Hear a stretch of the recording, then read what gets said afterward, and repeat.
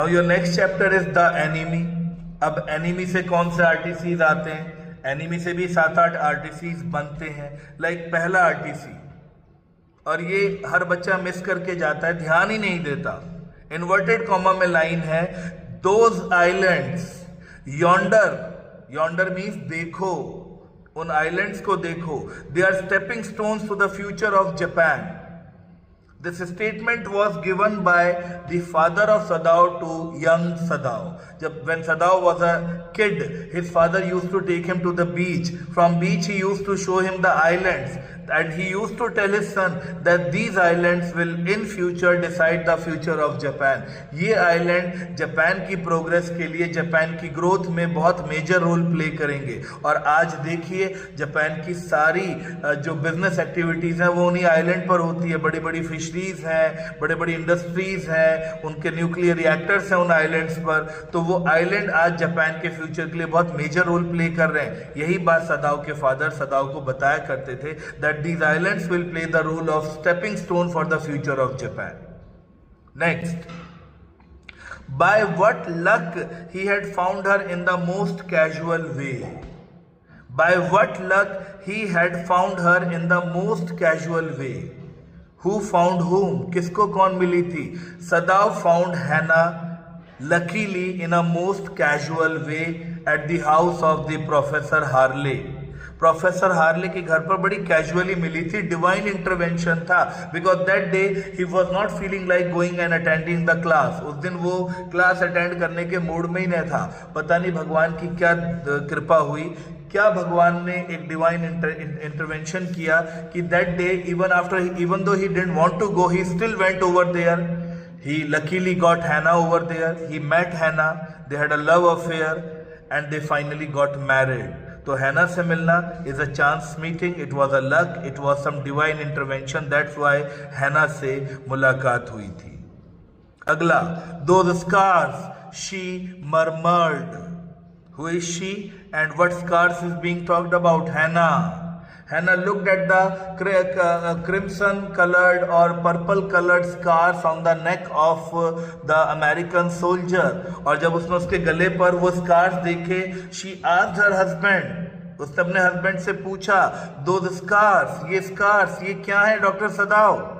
But सदाओ भले ही उसकी बीवी है, वो आर्मी का सीक्रेट अपनी बीवी को कैसे बताए कि these are the scars of torture, ये टॉर्चर करे जाने के निशान है। So Sadao did not say anything. वो जो गले पर सोल्जर के निशान थे वो टॉर्चर के निशान थे। Those scars were the scars of torture. Next, this man must have had a great vigour.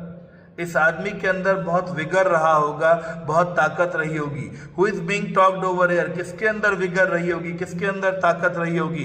Tom, the American prisoner of war is being talked about here. Sadao जब उसकी बॉडी को अपने घर लेकर आया, ऑपरेट करने के बारे में सोच रहा था, at that juncture, at that point of time he told his wife की ताकत इस आदमी में बहुत रही होगी।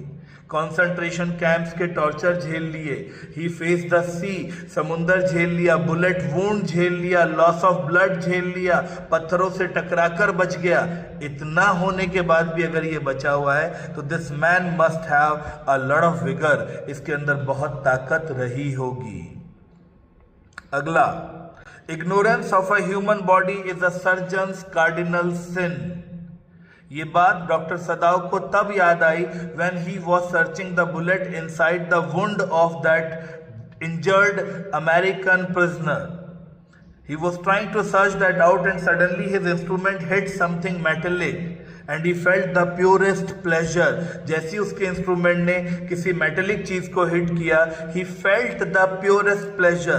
Purest pleasure because he was finally able to locate the bullet. Purest pleasure because he was happy the way his professors had taught him. उसके professor, anatomy के प्रोफेसर क्लास में चिल्ला चिल्ला कर बोला करते थे ये बात कि ignorance of a human body is a surgeon's cardinal sin. अगर आप इंसान की बॉडी को ऑपरेट कर रहे हैं, आप सर्जन हैं, आपको अगर इंसान की बॉडी की नॉलेज ही नहीं है, इससे बड़ा आपका कोई गुनाह नहीं हो सकता। And if you are operating a body without the proper knowledge, it is as if you are committing a murder. ये ऐसा है जैसे कि तुम एक मर्डर कर रहे हो।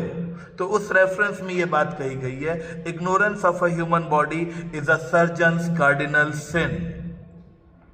Next, as a Japanese, could you not combine those two foreign elements? Most important googly statement it is. ये बच्चा समझ ही नहीं पाएगा which two foreign elements are being described over here. जब सदाव ने जनरल टाकीमा को बता दिया कि सर मेरे घर में एक अमेरिकन प्रिजनर है, मैंने उसे बचाया हुआ है, 7 दिन से वो है, मैंने उसका ऑपरेशन किया है. Now general Takima was in a tight corner, he was in a fix. He was like what to do, what not to do, and बड़ी ही फ्रस्ट्रेशन में उसने कहा कि काश तुम्हारे अंदर जर्मन थोड़ा सा, मतलब तुम्हारे अंदर, तुम जैपनीज हो यार, तुम्हारे अंदर 2 एलिमेंट्स का कॉम्बिनेशन और होना चाहिए था. वो 2 एलिमेंट्स कौन से? थोड़ी सी जर्मन रूथलेसनेस भी होनी चाहिए थी तुम्हारे अंदर.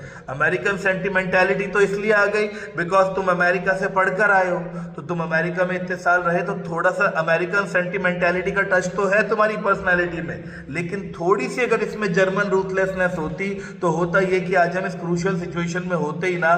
Because of that German ruthlessness तुम इसे वहीं बीच पर ही मार देते. लेकिन चूंकि तुम्हारे अंदर ये कॉम्बिनेशन है ही नहीं, तुम्हारे अंदर सिर्फ अमेरिकन सेंटिमेंटैलिटी है, जर्मन रूथलेसनेस है नहीं, तुम उठा के घर लिया है, बचा लिया, और आज प्रॉब्लम यह है कि अब हम दोनों बैठे हुए हैं, क्या करें क्या ना करें. तो उस सेंस में जनरल टाकीमा ने ये स्टेटमेंट दी थी. एनिमी से लास्ट आरटीसी, but Sadao searching the spot of black in the twilighted sea had his reward. But Sadav, searching the spot of black in the twill-lighted sea, had his reward. Which reward is being talked about? कौन से reward की बात हो रही है? Reward. He was standing at his balcony and now after making the prisoner escape from his house, prisoner को घर से भगाने के बाद वो अपनी balcony में खड़ा हुआ था. He was looking at the evening के टाइम पर, twilight के टाइम पर वो balcony में जाकर खड़ा हुआ कि अगर वो वहाँ ठीक है तो एक फ्लैश आएगी, अगर वो उसे कुछ चाहिए तो वो वहां से 2 फ्लैश देगा. वो फ्लैश का वेट कर रहा था. But then he had his reward because वहां से कोई फ्लैश नहीं आई. That was a reward for Dr. Sadav. That means that American prisoner has left from that island also. वो वहाँ से जा चुका है, वो बच गया है, अब वो वापस नहीं आएगा. उसको मैंने भगाया, ये सीक्रेट भी नहीं खुलेगा. मतलब it was a happy game, win win game for everybody.